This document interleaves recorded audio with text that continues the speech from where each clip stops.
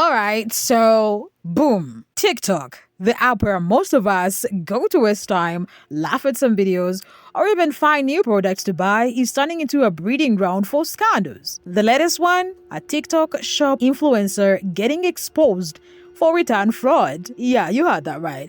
Someone out here making bank through commission sales only to turn around and scam small businesses. But let's break it all down step by step because this one runs deep. Michelle Wells, a so-called influencer, had been running her TikTok shop smoothly for a while. She had built a decent following, engaging her audience with stylish outfit try-ons, haul videos, and quick fashion tips. By linking the product in her bio, Michelle and commission each time someone made a purchase through her affiliate links. On the surface, it seemed like the perfect influencer hustle, low effort, high reward.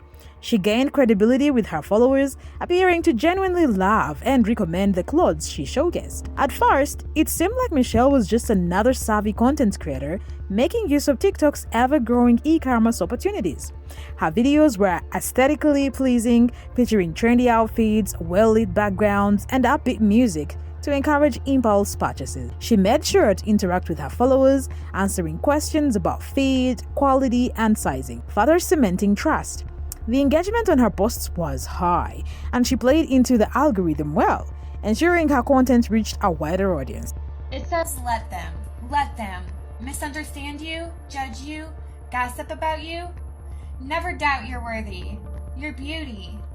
So if you want one of these hoodies, they're in that link below. I'll be wearing this hoodie every single day now. Let's get out there, spread some positivity, spread some light. You're all worth it. Peace.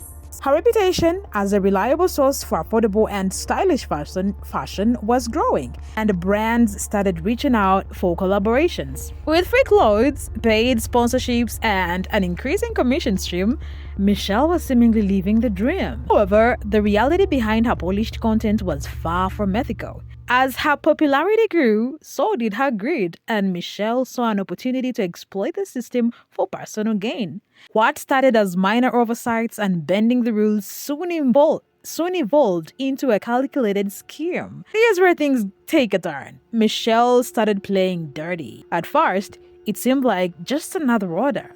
Michelle had purchased a bunch of clothes from a boutique owned by Alexander Jen, a small business owner.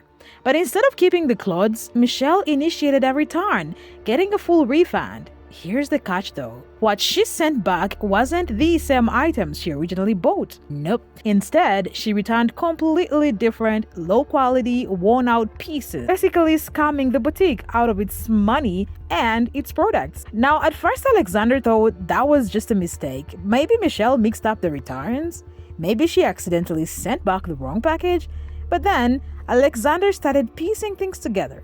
Michelle had done this before, multiple times. The boutique's inventory records did not match Michelle's transaction history, and discrepancies started piling up. Some of the so-called returns Michelle had made in the past contained items that weren't even sold by the boutique, further confirming that this was no simple mix-up. What made things worse was Michelle's blatant disregard for covering her tracks. Not only was she scamming the boutique, but also actively wearing and showcasing the very same clothes she claimed to have returned. TikTok users, always quick to connect the dots, started noticing that some of Michelle's recent outfit posts featured pieces that she had supposedly sent back for refunds. Screenshots, comparisons, and timestamps all lined up, painting a clear picture. Michelle was gaming the system, pocketing the money and keeping the clothes. This wasn't just a one-time slip-up. This was a pattern, a scheme she had refined over time, and now it was all coming to light. Once Alexander realized what was going on, she wasn't about to let it slide. She exposed Michelle publicly, detailing the scam and warning other businesses not to work with her. I debated if I should make this video or not, and maybe I'll delete it if I get an apology from you, but Michelle, you have failed to respond to my many methods of trying to reach you, so I'm gonna call you out and warn other TikTok shops that you're stealing. In a series of TikTok videos and Instagram posts, Alexander laid out the evidence, screenshots of messages, transaction records, and even side-by-side comparisons of the real boutique items versus what Michelle had returned. Deliberate return fraud is a form of theft. And to my surprise, when I looked at your prior orders, we have previously gifted items to you to work with you as a TikTok Shop affiliate. So not only did you feel like us gifting you product wasn't enough, you decided to then also do return fraud and get to keep your items for completely free and it be out of my pocket. Again, theft and fraud. The reaction was immediate. Small business owners rallied behind Alexander, sharing their own experiences with return fraud and expressing their frustration over how influencers sometimes abuse their platform. But if that wasn't bad enough, Michelle straight up ignored all messages from Alex. She was unreachable. Texts, emails, everything. Then she blocked Alexander completely. Even as the scandal spread across social media, Michelle refused to acknowledge it, deleting comments that questioned her integrity and disabling her TikTok shop link in what seemed like a desperate attempt to lay low. At this point, it was clear Michelle wasn't planning on returning the money or even acknowledging what she did. The silence spoke volumes, and people weren't letting it slide. Alexander wasn't playing games. She warned Michelle, either pay up or she would press charges for return fraud. Crazier is you're wearing the items that you supposedly returned and got a full refund on in your most recent videos. The first time that you returned something, it was this shirt that we clearly do not sell. I don't know where you got it. It's the Urban Diction brand, but very cheaply made and not something we sell. We have your return label attached with it. That was the first case. Maybe that was a mistake, but then it happened 2 more times. Then you returned whatever this jacket is, which is very clearly worn, washed, and well loved many times. If you're unfamiliar, return fraud is when someone exploits a store's refund policy to get money or products dishonestly. And yeah, it's a serious crime. Businesses lose millions every year because of people like Michelle. Small business owners in particular suffer the most from such fraudulent activities as they lack the financial cushion of large retail corporations. The pressure started mounting. Fans were asking Alexander for updates. Had Michelle paid? Had the police gotten involved? Alexander, determined not to let this slide, had already compiled a comprehensive case against Michelle, including transaction records, item comparisons, and a timeline of fraudulent returns. She made it clear legal action was not just a threat, but a real possibility. And then, suddenly, Michelle reappeared. She messaged Alexander, claiming she hadn't responded earlier because she was feeling unwell and overwhelmed by the hate she was getting online. But let's be real, that excuse wasn't flying. Her attempt at playing the victim fell flat as more people started digging into her history of questionable transactions. Eventually, Michelle did pay back the money. But here's the interesting part. She only paid up after Alexander had already reported her to the police. We're invested in this drama and tea, and I don't blame you because I am the same way. But yes, she did end up paying, and I want to share like the entire timeline and story and why I have not removed that video. I discovered the return fraud on Tuesday night. I immediately emailed her the invoice with an explanation of why she was getting that invoice. I sent her a DM on Wednesday, and then I also sent her a text message on Thursday morning when I discovered that she unfollowed us on TikTok but didn't respond to my email or DM on TikTok. And then late Thursday is when I made that video basically like calling her out. She waited to respond to me until she was getting hateful comments on her videos, which I don't think that they were hateful. It was more just people saying, hey, where'd you get that sweater from Alexander Jane that you returned? She said she was getting hateful comments and was too sick to respond to my many methods of communication. Authorities had been made aware of the situation, and while no immediate charges had been filed, Michelle likely realized that her actions could carry ill legal consequences. Did she pay because she genuinely felt bad, or was it just because she knew the authorities were now involved? That's the real question. Even though Michelle paid, her reputation took a major hit. She may have thought she could just continue doing her influencer thing like nothing happened, but the damage was done. Companies that once wanted to collaborate with her, they backed off immediately, unwilling to associate their brands with someone who had been publicly exposed for unethical behavior. Even those who did not completely cut ties chose to remain silent, avoiding engagement with Michelle as she scrambled to control the narrative. Her followers, once loyal and enthusiastic about her content, started questioning her integrity. Some of them outright unfollowed her, while others flooded her comment section with questions and criticisms, demanding accountability. Every new post she made was met with skepticism. Was she truly remorseful, or was this just damage control? When your whole career is built on trust and you get exposed as a scammer, it's hard to bounce back. Michelle attempted to shift gear, tweaking her content strategy in an effort to regain credibility. She limited comments on her posts, curated a new aesthetic, and started collaborating with lesser-known brands that were willing to take the risk. However, the impact of the scandal lingered. No matter how much she tried to rebrand, the internet never forgets, and any attempt to move forward was quickly overshadowed by reminders of her past actions. Now, the real question was this just a misunderstanding, like Michelle claimed, or had she been running this scam for a while using TikTok Shop to get free clothes and refund? Was her attempt at redemption genuine, or just another ploy to stay relevant? What do you think? Drop your thoughts in the comments. Switching gears, let's talk about the McDonald's worker who went viral for flopping off a customer. Without context, it might seem like a simple case of an employee being rude, but if you dig a little deeper, there is way more to the story.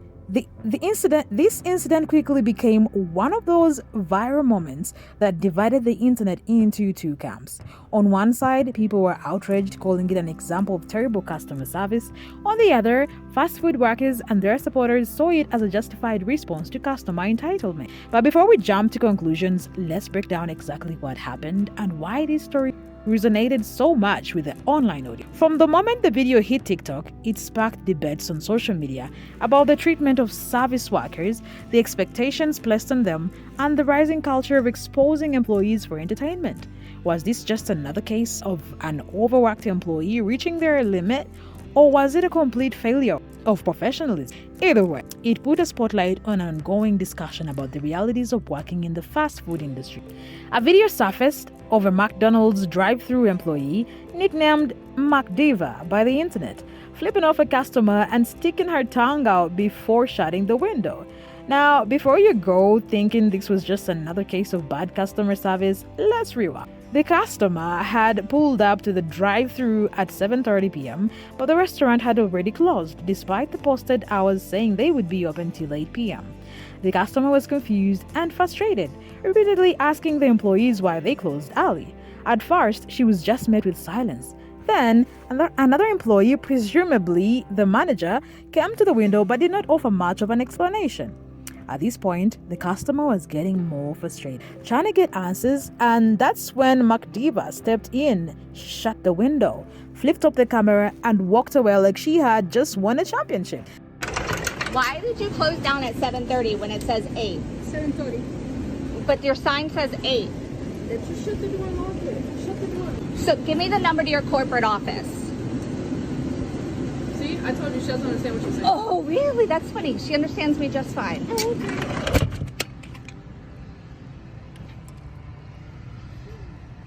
The customer, clearly upset, started recording and demanded to know McDiva's name. The manager refused to say anything, shaking her head as if she wanted no part of this drama. Once the video hit TikTok, the internet did what it always does, split into two sides. Some people were siding with the customer, saying the employee was out of the line for being so unprofessional. Others, especially those who have worked in fast food, completely understood where McDiva was coming from. They argued that customers can be entitled and sometimes workers just reach a breaking point. Things got even crazier when Diva herself joined the conversation. She made a TikTok under the same name, explaining her side of the story. According to her, they had closed early for New Year's Eve and the store was completely out of food. There was literally nothing they could serve the customer, so she felt like the customer was just looking for an argument. New Year's Eve and we closed at 8 o'clock, and I was told by my manager that we need to shut down the restaurant at 7:30 so we can completely clean the restaurant because nobody was going to be there the next day. So we needed to clean everything, take out the trash, etc. So 7:30 came around and I was on headset at the time, so I was already turning away customers. And I was really hoping this wasn't going to start problems because I understand that like 30 minutes, like you still have time to come in and get food if it was a regular day. But because it was New Year's Eve, we stopped cooking at 7:30. So 7:30, no more. One of my coworkers came up to me and was like, hey, like there's a lady at the window who won't leave. I'm like, okay, like I'll handle it.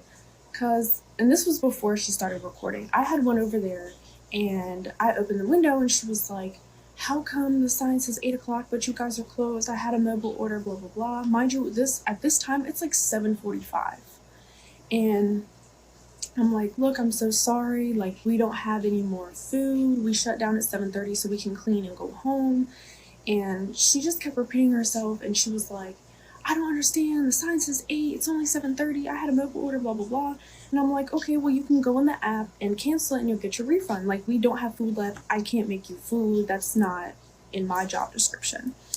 And I'm just doing what my manager told me to do. My manager sat and told me 7:30, no more food, no more customers, nothing. But here's the bigger question. Was the customer really in the right, or did they just want to cause a scene for content?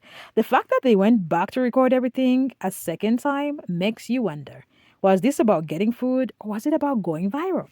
What do you think? Did Mark Diva deserve to be fired, or was she just defending herself against an entitled customer?